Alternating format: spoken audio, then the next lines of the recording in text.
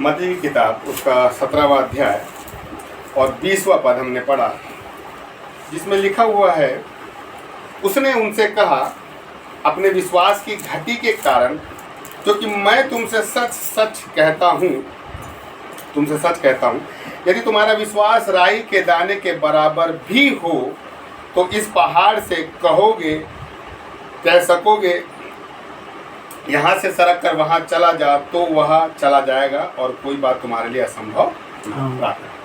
प्रभु एक बार फिर से पवित्र आत्मा आपकी प्रेरणा से प्रभावित होकर खुदा जो आपने दिया है उन वचनों को प्रभु हमारे जीवन में उस हथौड़े के समान हमारे जीवन में इस्तेमाल करे। खुदावन उस पत्थर के समान हमें इस्तेमाल करे प्रभु इन वचनों को, कि प्रभु जो हमारी आत्मिक धार कम हो गई है, प्रभु वो धार फिर से पैनी हो जाए। इन वचनों के द्वारा बोले बातचीत करे पवित्र आत्मा, प्रकाशनों गुप्त बातों को हम पर बोले, ऐसी हम प्रार्थना करते यीशु के नाम से मांगते हैं, आमीन। हमने मत्ती उसका 17वां अध्याय 20वां पद पढ़ा, जहां पर हमने देखा बाइबल ये कह रही है कि यीशु मसीह अपने चेलों को कुछ बातें बताते हैं। चेले सवाल पूछते हैं कि हमने दुष्ट आत्मा को क्यों नहीं निकाल पाया, और यीशु मसीह बड़े अच्छे तरीके से एक उत्तर देते हैं कि अपने विश्वास की घटी के कारण। और यहाँ लिखा है, तुम्हारा विश्वास राई के दाने के बराबर भी होगा। देखो बड़ी अच्छी चीज है, हम पढ़ते बराबर नहीं है, क्या लिखा है, तुम्हारा विश्वास राई के दाने के बराबर भी हो तो इस पहाड़ से कह सकोगे, अगर विश्वास जो है राई के दाने के बराबर होगा तो इस पहाड़ से कह सकोगे, और यदि आपका विश्वास राई के दाने के बराबर नहीं है तो आप पहाड़ से नहीं कह सकोगे। विश्वास, आज हमने विश्वास की डेफिनेशन बिल्कुल बदल के रख दी है। हम प्रार्थना करने जाते हैं और हमारे अंदर यह विश्वास होता है, हम जा तो रहे हैं, लेकिन जिन विषय के साथ हम अपने प्रार्थना कक्ष में जा रहे हैं, हमें खुद संदेह है कि हमारे विश्वास के कारण काम हो भी सकता है और काम हमको, जब हम किसी सिचुएशन में पड़ते हैं या खुदा से हम कुछ चीजें मांगने जाते हैं, हम पहले से ही अपने दिमाग में इस विश्वास को बैठा लेते हैं कि हम परमेश्वर के पास प्रार्थना करने जा रहे हैं, काम हो भी सकता है और काम, लिटरली 90% विश्वासी लोग यही धारणा के साथ परमेश्वर के पास जाते हैं कि काम हो भी सकता है और काम, अगर काम हो गया तो प्रभु की महिमा, और अगर काम नहीं हुआ तो काम नहीं हुआ है ना, तो उसके पीछे हमारे पास 50 लॉजिक होते हैं कि हो सकता है वो विश्वास नहीं किया हो सकता है प्रभु का काम दूसरा हो सकता है कि प्रभु दूसरा काम लेना मांग रहा हो सकता हो कि मेरा जीवन खराब हो। हम उसके पीछे 50 लॉजिक लगा देते हैं। प्रार्थना जो प्रभु ने नहीं सुना, या विश्वास की घटी के कारण जो उत्तर हमें नहीं मिला। लेकिन ये विश्वास उत्तर जब हम परमेश्वर के पास जाते हैं किसी चीज के समाधान के लिए, और उत्तर जब हमें नहीं मिलता, तो उसके पीछे एक बेसिक सीढ़ी है, एक बेसिक फाउंडेशन है कि जब हम परमेश्वर के पास जाएं तो उत्तर को ढूंढने के लिए, उत्तर को पाने के लिए हमें बाद में सोचना है, लेकिन पहले हमें क्या सोचना है, उसका उत्तर मिलेगा इब्रानियों 11:6। जल्दी से जल्दी, एक जन कोई भी जल्दी से निकाल।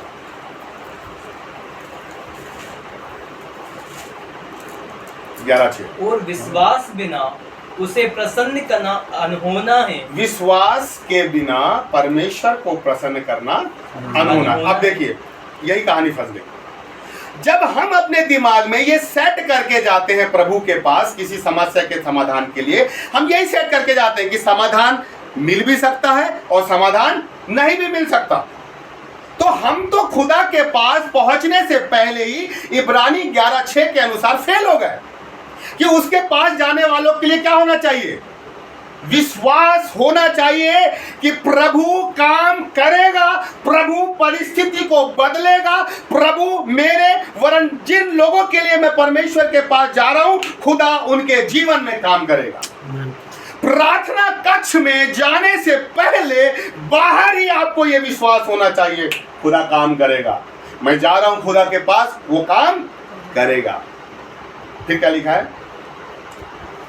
क्योंकि परमेश्वर के पास आने वाले को विश्वास करना चाहिए कि वह है। कि वह है, बस ये एक मुख्य लाइन है कि वह है। अब देखिए, हम लोग कई बार खुदा के पास जाते हैं, घुटने टेकते हैं और प्रार्थना चालू कर, धन्यवाद धन्यवाद, हालेलुया, स्तुति महिमा प्रशंसा, फिर हम अपने अपने विषय में डूबते चले जाते हैं। लेकिन इस पद को भी हमें पकड़ के चलना है। हम केवल उत्तर तक के लिए चले जाते, लेकिन बेसिक फाउंडेशन ये है कि जब हम खुदा के पास जाएं तो हमारे अंदर ये विश्वास होना चाहिए कि वह है। हम जहां जा रहे हैं वो बहरा नहीं है, गूंगा नहीं है, वह है। और वो लिखा हुआ है कि वह अपने सुनने वालों को उत्तर देता है। अब देखिए, सबसे अच्छी चीज वह है, ये हमारी पहली सीढ़ी है कि जब हम परमेश्वर के पास जाए तो हमारे पास ये विश्वास होना चाहिए कि वह है। पहली चीज क्या है? वह है। दूसरी चीज हमने क्या देखा कि वो उत्तर देगा, लेकिन वह है और वो उत्तर देगा, इन दोनों के बीच एक कड़ी है जो हम भूल जाते हैं, और वो कड़ी है कि परमेश्वर को हमारे जीवन की हर एक परिस्थिति में परमेश्वर को क्या करना है? शामिल करना है। वह है और वह उत्तर देगा। इन दोनों के बीच की क्या कड़ी है कि अपने हर एक परिस्थिति में खुदा के निर्णय को, खुदा के फैसले को क्या करना है? शामिल करना है। हम क्या करते हैं? हम ये करते हैं, जहां परिस्थितियां विपरीत है वहां खुदा को शामिल कर लेते हैं कि प्रभु कैसा करे, कैसा करे, कैसा करे। लेकिन जहां हमसे हो जाता है ना, जहां हम कर सकते हैं ना, अपने धन से, अपने बुद्धि से, अपनी एफर्ट से, वहां खुदा के फैसले को हम जाते नहीं खुदा के पास। हम विपरीत परिस्थिति में चले जाते हैं खुदा के पास। और आप देखिएगा, कभी अपने जीवन को टटोलने की कोशिश करिएगा, जहां समस्या बड़ी विकराल है ना, खुदा के पास हम उतनी ही समर्पण के पास जाते हैं। और जहां परिस्थितियां उतनी वैसी नहीं रहती, नॉर्मल रहती ना, तो हम नॉर्मल ही विश्वास के साथ चले जाते हैं। हम परिस्थितियों के हिसाब से अपने विश्वास को खुदा के पास लेके जाते हैं। गलत है ये। मैं ये सोचता हूं, परिस्थिति छोटी हो, परिस्थिति बड़ी हो, दुख हो, सुख हो, जो भी हो, आपके दिमाग में ये होना चाहिए कि वह है और अपने सुनने वाले को उत्तर देता है। तो मैं जिसके पास जा रहा हूं ना, वो बहुत महान है। अब बाइबल क्या कह रही है? बाइबल कह रही है कि तुम इस पहाड़ से कहोगे तो ये पहाड़, क्या लिखा है? खसक कर नहीं लिखा मेरे को, समुद्र में यहाँ से सरक कर वहाँ चला जा, तो वह चला जाएगा। क्या लिखा है? सरक कर। सरक कर। सरकते कैसे है मालूम है? कैसे सरकते? Ring ring. सरकना इसको ही बोलते हैं ना, एकदम से नहीं चला जाएगा बोल रहा है। क्या बोल रहा है? सरक कर। अभी यहाँ गया, फिर यहाँ गया, फिर यहाँ गया, फिर यहाँ गया, और एक समय आया कि वो विश्वास से परमेश्वर ये बोल रहा है कि जिसके पास राई के दाने के बराबर है वो विश्वास है ना, और वो पहाड़ से कहेगा तो पहाड़ एकदम से चला जाएगा। ये नहीं कह रहा बाइबल, पहाड़ एकदम से कुछ हो जाएगा, ऐसा नहीं बोल रही बाइबल। लेकिन बाइबल एक तरफ से ये बोल रही है सरक कर, मतलब आप प्रार्थना करेंगे वो धीरे से सरकेगा, आप प्रार्थना करेंगे फिर वो थोड़ा सरकेगा, आप प्रार्थना करेंगे फिर सरकेगा, आप प्रार्थना करते जाएंगे और वो पहाड़ आपकी नजर से बहुत दूर चला जाएगा। आपकी समस्या आपके नजरों से बहुत दूर चले जाएगी। खुदा ऐसा सरक के क्यों करवाना मांग रहा है? एकदम से क्यों नहीं करवाना मांग रहा? धीरे धीरे क्यों? ताकि आप उस पहाड़ से क्या करते रहो। आप देखो कि पहले पहाड़ यहाँ था, लेकिन मैंने प्रार्थना किया तो वो पहाड़ अब यहाँ आ गया है। फिर आपको विश्वास होना चाहिए कि नहीं, अगर मेरी प्रार्थना से वो सड़क के यहाँ से यहाँ आया है तो वो सड़क के यहाँ से वहाँ भी जाएगा। खुदा उस पहाड़ के माध्यम से आपके विश्वास को क्या करना मांग रहा है? बढ़ाना मांग रहा है। वो धीरे धीरे इसलिए पहाड़ को सरका रहा है ताकि आपको खुद एहसास हो कि यार जिस खुदा को मैं मानता हूं ना, उस पर विश्वास करने से पहाड़ धीरे धीरे धीरे धीरे सरक जाता है। एकदम से गायब हो जाएगा ना तो आप एकदम से भूल भी जाओगे, बोले अच्छा यहाँ पहाड़ भी था क्या। लेकिन धीरे धीरे का मतलब ये है कि खुदा धीरे धीरे एक ही पहाड़ के माध्यम से वो आपके विश्वास को क्या करना मांगता है, बलवंत करना मांगता है। कितना अच्छा लगता है ना हमें ये वाला हिस्सा कि हम प्रार्थना करें और पहाड़ और समस्या क्या हो, टल जाए। सबसे अच्छा आज के विश्वासियों को सबसे अच्छा ये चीज लगती है। लेकिन एक हिस्सा है खुदा का और, यशायाह 41 उसका 15वां पद, वो हिस्सा भी हमें देखना जरूरी है।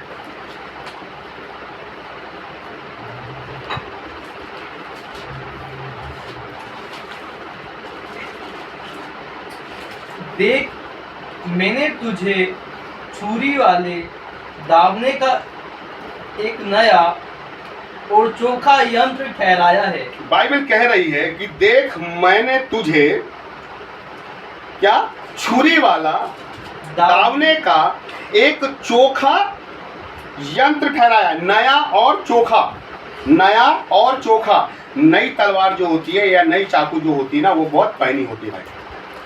चोखा का मतलब समझ रहे हैं, बिल्कुल प्योर है ना, बिल्कुल मतलब उसकी धार बिल्कुल पैनी। आप हल्का सा अगर हाथ रखेंगे तो हाथ कट जाएगा। ठीक है, बाइबल क्या कह रही है, तू पहाड़ों को दाव दाव कर सूक्ष्म धूल कर देगा। दूसरी चीज, और पहाड़ियों को तू भूसे के समान।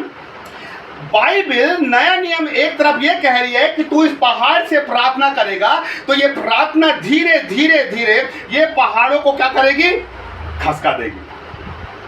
इसका मतलब ये है कि आपके जीवन में यदि कोई समस्या है वो एकदम से नहीं जाएगी, लेकिन धीरे धीरे आप प्रार्थना करते जाएंगे करते जाएंगे करते जाएंगे और आपके जीवन में आप देखेंगे कि समस्या का नामो निशान नहीं है। ठीक है, लेकिन दूसरी जगह बाइबल क्या कह रही है, मैंने तुझे छुरी वाले दावने का एक नया और चोखा यंत्र बनाया है। इसको हम मान लेते हैं एक चाकू, चाकू जो बहुत पैना है, बहुत तेज धार का है। ठीक है, बाइबल क्या कह रही है, फिर तू पहाड़ों को धाव धाव करके सूक्ष्म धूल कर दे। अब बाइबल ये कह रही है, खुदा ये कह रहा है कि नए नियम में तू पहाड़ों को सरका देगा, लेकिन पुराने नियम में बाइबल कह रही है कि पहाड़ वहीं पे रहेंगे, लेकिन अब मैं तेरी धार को चोखा कर दूंगा, तुझे नया कर दूंगा, तेरी धार को पैना कर दूंगा। पहाड़ वहीं पे रहेंगे, लेकिन अब तुझे पहाड़ से टकराना पड़ेगा और तेरे अंदर जो धार है, पैनापन है, तुझे मैंने जो एक नया और चोखा यंत्र बनाया है ना, ये चोखा यंत्र बार बार पहाड़ों पे क्या करेगा, टकराएगा। और जब ये यंत्र पहाड़ों पर टकराएगा ना तो धीरे धीरे धीरे वो जो पहाड़ है क्या हो जाएगी, कह रही है बाइबल, सूक्ष्म धूल हो जाएगी। वहां पे बाइबल कह रही है पहाड़ सरक जाएगा, लेकिन यहां बाइबल ये कह रही है कि तुम्हें अब पहाड़ से टकराना पड़ेगा। तुम्हें मैं एक चोखा यंत्र बनाऊंगा और ये चोखा यंत्र क्या करेगा, उस पहाड़ से टकरा टकरा के वो क्या हो जाएगा, सूक्ष्म धूली के समान हो जाएगा। फिर आगे क्या लिखा है, और पहाड़ियों को, अब देख बहुत सी पहाड़ियां, पहाड़ियों को तू भूसे के समान कर देगा। मतलब प्रभु हमें एक ऐसा चोखा यंत्र बनाना मांगता है कि हम अगर पहाड़ों से वरन पहाड़ियों से भी टकराए ना तो वो पहाड़ धूल के समान और पहाड़ियां सूक्ष्म भूसे के समान हो जाएगी। लेकिन इसमें जो मुख्य चीज है वो ये है कि जब हम किसी चाकू से ना सब्जियां भी काटते तो एक समय में वो चाकू की धार क्या होती है, कम हो जाती है। अब आप ये बताओ, जब अगर खुदा ने हमें एक चोखा यंत्र बनाया है और यदि हम पहाड़ से बार बार टकराएंगे तो हमारी धार कम होगी कि नहीं होगी, पहाड़ से टकराएंगे तो जब हम उससे टकराएंगे और टकराने के बाद हमारी धार जो कम होगी ना, हमारा खुदा एक लोहार भी है, उसका वचन क्या है, उसका वचन हथौड़ा भी है। तो खुदा के फिर हम वचनों में आएंगे, खुदा के फिर अधीनता में आएंगे और जो हमारी धार कम हो गई है खुदा फिर हमें रखकर आग की भट्टी में रखकर, हथौड़े में रखकर, वचन में रखकर वो हमारी धार को फिर से पैना करेगा और फिर से हमें खुदा बोलेगा जा फिर से पहाड़ से टकरा।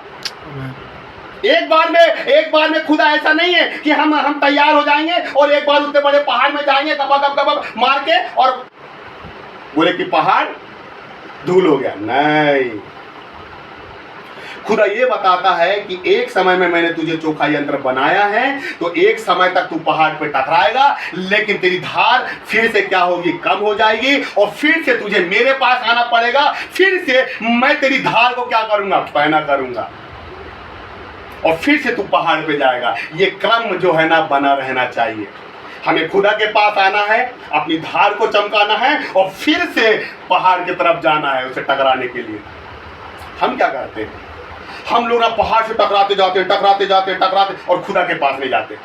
खुदा देखता है बेटा तेरी धार कम हो गई है, मेरे पास आ, मैं तुझे चमका दूंगा, पैना कर दूंगा, और हम लोग लगे रहते हैं। लेकिन यही एक सिस्टम हमारे जीवन में गलत हो जाता है। अब कल्पना करो, अगर खुदा हमें एक चोखा यंत्र बनाता है और इस चोखे यंत्र में वो पहाड़ क्या हो जाता है, धूल के समान। ठीक है, पहले शब्द क्या आया, धूल के समान। दूसरा शब्द आया है भूसे के समान। भूसा धूल की तुलना में और बारीक हो जाता है ना। धूल थोड़ा सा हेवी रहता है, लेकिन भूसा उससे और, ठीक है ना। अब आप देखिए, इस धूल को, इस भूसे को, जहां पहाड़ था, ठीक है ना, जहां पहाड़ था वहां पे क्या हो गया, अब धूल और भूसे के समान वो पहाड़ हो गया। ठीक है, हो गया ना। जब कोई व्यक्ति बोले कि यार भाई तुम्हारे जीवन में ये पहाड़ था, भाई यहाँ तो पहाड़ था, इतना बड़ा पहाड़ टला कैसे, हटा कैसे, तब हम उस भूसे को और धूल को उठा के उन्हें बताए, भाई ये जो धूल देख रहे हो ना, भाई ये भूसा जो देख रहे हो ना, यही पहाड़ था, लेकिन खुदा ने मुझे ऐसा बना दिया, एक पहाड़ नहीं हजारों पहाड़ों से टकराता हूँ और उस पहाड़ को धूल के समान कर देता हूँ, भूसे के समान कर देता हूँ। खुदा कई बार हमें पहाड़ों को हटाने वाला नहीं, पहाड़ों से टकराने वाला बनाना मांगता है, पहाड़ों से भिड़ने वाला बनाना मांगता है, पहाड़ों के आमने सामने होकर पहाड़ों को ललकारने वाला बनाता है। खुदा ये बोलता है कि पहाड़ वहीं रहेगा, लेकिन मैं तेरी धार को ना इतना पैना कर दूंगा कि तू इस पहाड़ से टकराएगा और ये पहाड़ क्या हो जाएगा, धूल के समान हो जाएगा। उस पहाड़ की उस धूल को क्या करो, एक पीपे में भर के रख लो। और मालूम, जब कोई पूछे ना भाई यहाँ पहाड़ था, उसको पीपा खोलो और बोलो भाई ये पहाड़ भूसी, ये देख रहे हो ना, ये पहाड़ था, अब ये भूसी हो चुका है। उसको उठाओ भूसी को, और भूसी को उठाकर ऐसा छोड़ दो, क्या होगा, उड़ जाएगा कि नहीं उड़ेगा। एक तरफ बाइबल कह रही है राई के दाने के बराबर विश्वास हो, तो अब अगर थोड़ा सा हवा का झोंका आता है तो राई का दाना भी क्या होता है, आप ढूंढ नहीं सकोगे। अगर एक राई का दाना यहाँ रखोगे और ये इसी पंखे में ढूंढोगे तो आप ढूंढ नहीं पाओगे राई के दाने को। एक तरफ वो राई का दाने के बराबर खुदा पे विश्वास होना, और एक तरफ जिस पीपे में आपने उस भूसी को रखा है वो भी हल्के हवा में क्या होता है, वो भी उड़ जाता है। अब ये आपके ऊपर है कि आप अपने विश्वास के द्वारा खुदा के माध्यम से वो काम करना मांगते हैं, पहाड़ से टकराना मांगते हैं या नहीं मांगते हैं। खुदा कई बार हमें ये बोलता है कि भाई हर बार पहाड़ों को मत हटाओ, समस्या को मत हटाओ, परिस्थितियों को मत हटाओ, परिस्थितियों को अपने जीवन में रहने दो, विषम परिस्थितियों को अपने जीवन में रहने दो, और उसको क्या करो, फेस करो, उससे टकराओ, उससे भिड़ो। उससे क्या होगा, आप देखना, जब नई चाकू रहती है ना, तो नई चाकू में धार तो रहती है, लेकिन बार बार यूज करने से, फिर पैना करने से, बार बार यूज करने से, फिर पैना करने से, बार बार यूज होने से, फिर पैना करने से ना, उसमें एक नई धार आ जाती है, और धार बहुत पैनी होती है। हम जितना समस्या से टकराएंगे ना, खुदा में उतने ही नए होते चले जाएंगे। हम जितना पहाड़ से टकराएंगे ना, हम खुदा में उतने ही चोखे होते चले जाएंगे। हम पहाड़ों से जितना टकराएंगे ना, हमारे अंदर उतना ही क्या हो जाएगा, हमारी धार उतनी ही पैनी होती चली जाएगी। आमीन, आमीन। अब देखो, जितनी धार आपकी खुदा में नहीं होती चली जाएगी ना, और आप उस पहाड़ को कहोगे कि सड़क के तू हट जा, तो वो पहाड़ अकेला नहीं सड़केगा, लेकिन उस पहाड़ से जितने पहाड़ भी जुड़े हुए हैं ना, आप बोलेंगे तो एक पहाड़ नहीं, लेकिन उस पहाड़ के चलते उसके जुड़े हुए भी कई पहाड़ सड़क जाएंगे। अभी खुदा कह रहा है कि तुमसे एक पहाड़ नहीं सरक रहा है, लेकिन खुदा ये कहता है कि जब तुम पहाड़ों से बार बार टकराओगे ना, और तुम्हारे अंदर इतनी धार आ जाएगी कि तुम एक पहाड़ को बोलोगे, लेकिन वो पहाड़ ही नहीं, लेकिन उस पहाड़ से जितने भी पहाड़ जुड़े हुए हैं ना, वो सब पहाड़ सरक जाएंगे।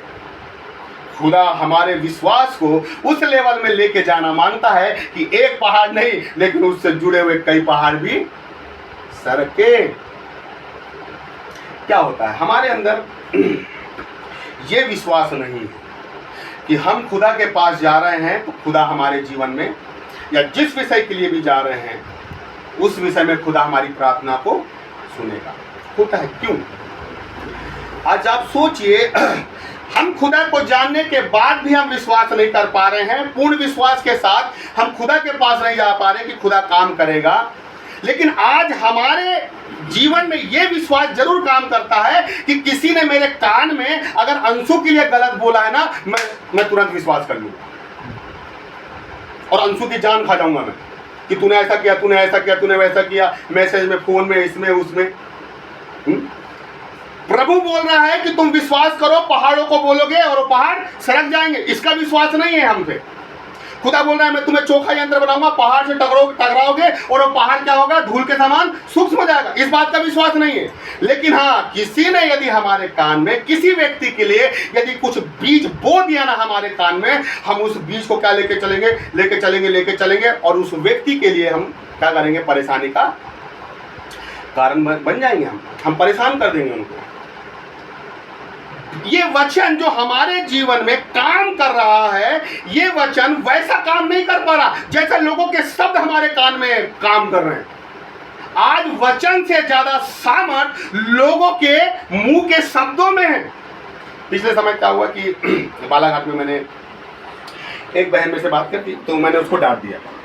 ठीक है, जब मैंने उसको डांटा, मैं क्यों डांटाऊंगा गोपाल, क्या लगता है?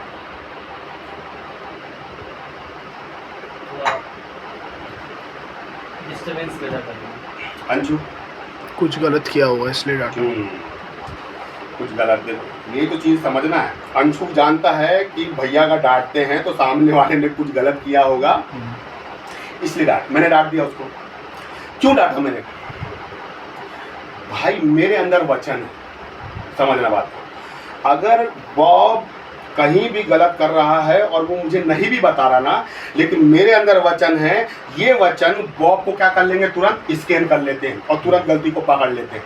और जब ये भाई अगर गलत कर रहा है, मेरा छोटा भाई है, मैं इसको उस गलती में कैसे देख सकता हूँ? मैं नहीं देख सकता। मैं अपने से उपज कर खुद बोलूंगा बॉब ये गलत है, भले बॉब उस चीज को जाने या ना जाने। लेकिन क्या हुआ, मैंने उसको डांट दिया, मतलब बहन ये नहीं है, बाइबल ऐसा, मैंने उसको समझाया। उसने किसी थर्ड व्यक्ति को बताया कि भैया ने मुझे डांट दिए, पता नहीं क्या समझते हैं, ऐसा वैसा बहुत सारी चीजें। फिर भाई वो मेरे से भिड़ गई है। कौन भिड़ी मालूम? जिसको डांटा वो नहीं, उसने जिसको बताई ना वो मेरे से भिड़ गई। आप ऐसे हो और ये हो और वो। अरे मैंने बोला भाई ये हो क्या रहा है? जबकि वो मेरे से कम 1 साल से जुड़ी हुई है। उसको समझ में आना चाहिए कि हमारे जीवन की प्राथमिकता ये नहीं है कि हमारी इच्छा सामने आए। हमारे जीवन की प्राथमिकता है खुदा का कलाम हमेशा सामने आए, खुदा सामने रहे, प्राथमिकता में खुदा रहे। वो मेरे को बहुत बुरा भला हुई, पर मैंने कुछ नहीं बोला। मतलब ठीक है, मैं काफ़ी हद तक समझाने की कोशिश किया, पर मेरे दिमाग में ये है मेरे दिमाग में ये क्वेश्चन है कि यदि आपको किसी ने बोल दिया कि भैया ने डांटा है, तो आपने विश्वास किया, तो एक पहलू पर रखकर आपने कैसे विश्वास कर लिया? पहली चीज कि आपको किसी एक व्यक्ति की सुनकर उसकी बात में नहीं आना है। जिसके लिए बोला गया आप उससे बातचीत करो। पहली चीज एक क्लियर होनी चाहिए। आपको पूछना चाहिए कि भैया ऐसी बात ऐसी, तो मैं बताऊंगा ना कि नहीं यार ऐसा नहीं, ऐसा था। उनमें कितना दिमाग है, जो मेरे से सीख रहे हैं वही मेरे को ज्ञान दे रहे हैं। दूसरी चीज ये है कि हमें ये समझ में आना चाहिए कि यार ये जो बोल रही है, जो कान में डाला गया है ना, ये केवल उसके अनुसार बोल रही है, और हमारा जीवन किसी के शब्दों को सुनकर शब्दों के अनुसार काम करने वाले लोग नहीं है हम लोग, लेकिन हम वचन के अनुसार, पवित्र आत्मा की अगुवाई के अनुसार चलने वाले लोग हैं। ये समझ में आना चाहिए कि लोग जो हमारे कान में बोलते हैं हम उसके अनुसार नहीं चलते, लेकिन खुदा हमें जो बोलता है या वचन जैसा बोलता है। पहला कुरिन्थियों 2 उसका 15वां, एक समझ में आना चाहिए कि आत्मिक व्यक्ति क्या होता है।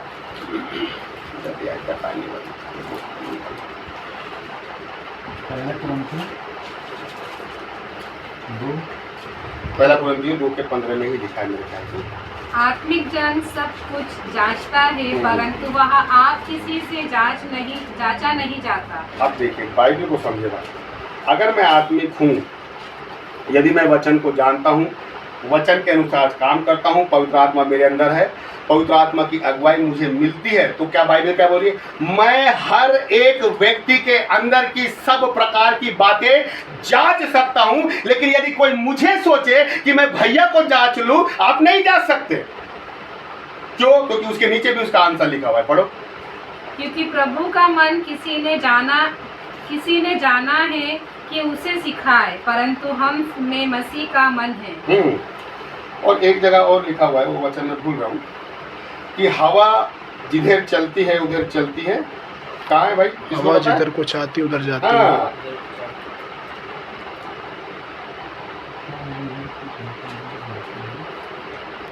हवा जिधर को चाहती उधर जाती है, उसको किसी ने नहीं जाना। हवा देखो इसको वही तो वचन है। निकालो जल्दी।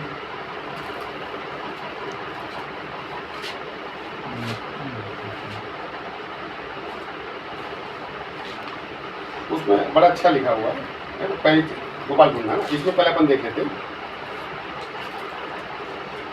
और देखो क्या लिखा है, परंतु शारीरिक मनुष्य परमेश्वर के आत्मा की बातें ग्रहण नहीं करता। अगर एक आत्मिक व्यक्ति किसी शारीरिक व्यक्ति को डांटेगा ना, वो कभी ग्रहण नहीं करेगा वो चीज, उसको बुरा लगेगा, यार इन्होंने मुझे डांट दिया। वो कभी उस चीज को नहीं समझेंगे कि भाई आपको जो डांटा गया है ना, बाइबल के हिसाब से डांटा गया है, आपको जो सिखाया गया है बाइबल से डांटा गया है, बाइबल से सिखाया गया है।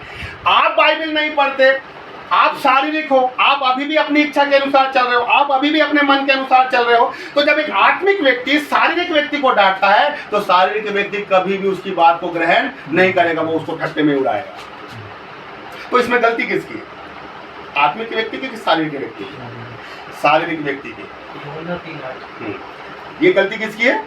शारीरिक व्यक्ति। लेकिन वो बहन मुझे फोन लगा के या मुझे मैसेज के द्वारा क्या बोल रही है? मुझे बुरा भला बोल रही है।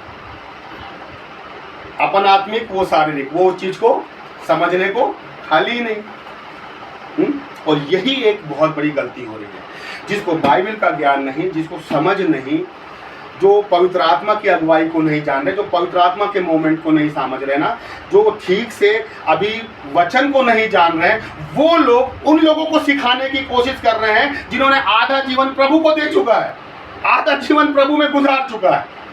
तो आप समझे भी तो सही कि आप किसके लिए बोल रहे हो, क्या बोल रहे हो, क्यों बोल रहे हो। अब वहां पढ़ो यूहन्ना 3:8।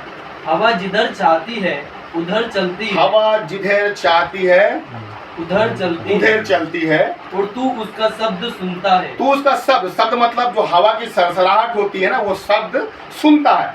हम शब्द सुनते हैं कि हाँ हवा यहाँ से यहाँ जा रही है, ऐसी जा रही है, हाँ, परंतु नहीं जानता कि वह कहाँ से आती और किधर को जाती है। परंतु तू नहीं जानता कि वो किधर से आती है और किधर को जाती है। फिर जो कोई आत्मा से जन्मा जो कोई आत्मा से जन्मा है, इसको मैं ऐसा लेता हूँ, एक आत्मा की अगुवाई होती है। मैं एमपी नगर में तरफ से जा रहा था, अचानक से पवित्र आत्मा ने मेरे दिमाग में डाला कि आगे एक्सीडेंट होने वाला, ऐसा टाइप का कुछ, और मैं वहां से उस रास्ते से फिर मैं गया ही नहीं। क्या लिखा है? ऐसे ही लोग हैं जो आत्मा से जन्मे हुए की तुलना किससे की जा रही है? हवा से की जा रही है, कि हवा यहाँ जा रही है, उधर जा रही है। हवा का कोई ठिकाना नहीं है, हवा का हम शब्द सुन सकते हैं लेकिन दिशा निर्धारित नहीं कर सकते कि हवा किधर जा रही है। आत्मा से जन्मा हुआ व्यक्ति भी मेरे प्रियो, आप बता नहीं सकते, समझ नहीं सकते कि वो किधर जा रहा है, किधर बोल रहा है, आपको क्यों बोल रहा है, आपको डांट रहा है तो क्यों डांट रहा है, आपको सिखा रहा है तो क्यों सिखा रहा है। क्योंकि पवित्र आत्मा बॉब के लिए अगर कुछ देगा तो वो उसके हिसाब से देगा। हो सकता है कि प्यार दे, डांट दे, हो सकता है इसके लिए कुछ दे। पवित्र आत्मा हवा के समान है और पवित्र आत्मा अंदर से अलग अलग व्यक्तियों के लिए अलग अलग चीजें देती चली जाती है। ये आत्मा से जन्मे हुए लोग हैं। लेकिन यदि बॉब मेरे इस आत्मा से जन्मे हुए या इस तोड़े को बॉब नहीं समझेगा और अगर मैं बॉब को डांट दूं तो बॉब को क्या लगेगा? बुरा लगेगा। लेकिन बॉब इस चीज को नहीं समझेगा कि इस व्यक्ति के माध्यम से खुदा ने मुझको डांटा है, मुझे सिखाया है। मैं गलत रास्ते में जा सकता था, गिर सकता था, लेकिन खुदा ने भैया के माध्यम से क्या किया है? मुझे संभाल लिया। जहां ये सोचना चाहिए कि भैया के माध्यम से पवित्र आत्मा ने मुझे संभाल लिया, वहां वो ये सोच रहे हैं कि इन्होंने मुझे डांट दिया, इन्होंने 2 लोगों के सामने मेरी बेइज्जती कर दी, इन्होंने मुझे ऐसा ही समझ के रख लिया। अपना भी दिमाग खराब किया और 10 लोगों का भी दिमाग खराब किया। आज लोगों के अंदर पहाड़ों को हटाने वाला विश्वास नहीं है। आज लोगों के अंदर पहाड़ों से टकराकर उसे धूल के समान वो महीन करने का विश्वास नहीं, लेकिन हाँ, किसी भी ऐरे गहरे लोगों की बातें सुनकर उस पर विश्वास करने का है कि हाँ, ये जो बहन या ये जो भाई बोल रहा है ना, ये सही बोल रहा है। हमें खुदा पे विश्वास करना चाहिए, वचन पे विश्वास करना चाहिए, या हर किसी ऐरे गहरे पे विश्वास कर लेना चाहिए जिसको हम ठीक से जानते नहीं। आज दिक्कत इस बात की है, जब भी आपके कानों में किसी की आवाज आए या कोई आपके कान में किसी के लिए बोले, आपको समझना है कि वो व्यक्ति किसके लिए बोल रहा है। आप ज्यादा जानते हो या फिर वो व्यक्ति ज्यादा जानता है। जैसे मैंने गोपाल से ही पूछा, गोपाल ने अपनी बुद्धिमत्ता से बताया, अंशु से पूछा, अंशु ने अपने हिसाब से बताया, मैं तेरे से पूछूंगा, तेरे तू अपने हिसाब से बताएगा। कभी भी एक बात गाढ़ बांध ले, यदि आपको पहाड़ों से टकराना है और पहाड़ों को सरकाना है, अपने अंदर यदि ये विश्वास आपको पैदा करना है और इस विश्वास के जरिए बड़े बड़े काम करना है, तो लोगों की आवाज को अपने कानों में घुसने से रोक दीजिए। क्योंकि ये कानों में बोलेंगे और आपके अंदर खुदा के प्रति जो विश्वास है ना, वो विश्वास निर्बल हो जाएगा और आप पहाड़ तो बहुत दूर की बात है, एक पत्ता भी नहीं हिला पाएंगे। हमारे अंदर केवल वचन होना चाहिए कि हाँ खुदा तू करेगा। विश्वास से परमेश्वर के पास जाएं और विश्वास से प्रभु से पुकारें, प्रभु से बात करें। खुदा ये चाहता है, खुदा की पहली प्राथमिकता ये है कि हम पहाड़ों को बाद में हटाएं, लेकिन पहाड़ों से टकराने वाले हम पहले बने। पहाड़ों से टकरा के उसे धूल के समान करने पाए, भूसे के समान। खुदा सबसे पहले हमारे जीवन में ये चाहता है। क्यों चाहता है? वो इसलिए चाहता है क्योंकि आज ये पहाड़ है, कल दूसरे पहाड़ आ जाएंगे। इस 70 साल 80 साल के जीवन में ना जाने कितने पहाड़ आएंगे। आप कब तक पहाड़ों को सरक जा करेंगे? खुदा कई बार बोलेगा इस पहाड़ से टकरा, क्योंकि इस पहाड़ से टकराने पर तेरा विश्वास बढ़ेगा और तुझे इस पहाड़ से टकराने के बाद एक नया आत्मिक अनुभव तुझे मिलेगा, एक नई गवाहियां मिलेगी। आप जब उस पीपे से उस भूसे को लेकर आप दूसरी जगह जाएंगे ना, और ये भूसे को आप लोगों के सामने रखोगे, भाई ये देख, ये जो जा रहा ना भूसा, ये पहले पहाड़ था, लेकिन विश्वास के द्वारा ये भूसा बन गया। हम लोगों को ये बताने पाएंगे कि पहाड़ कैसे भूसे में बदला जाता है। हम लोगों को बताने पाएंगे कि बड़े बड़े पहाड़ों को कैसे धूल के समान कर दिया जाता है विश्वास के द्वारा। आज हमारे जीवन में विश्वास की बड़ी कमी है।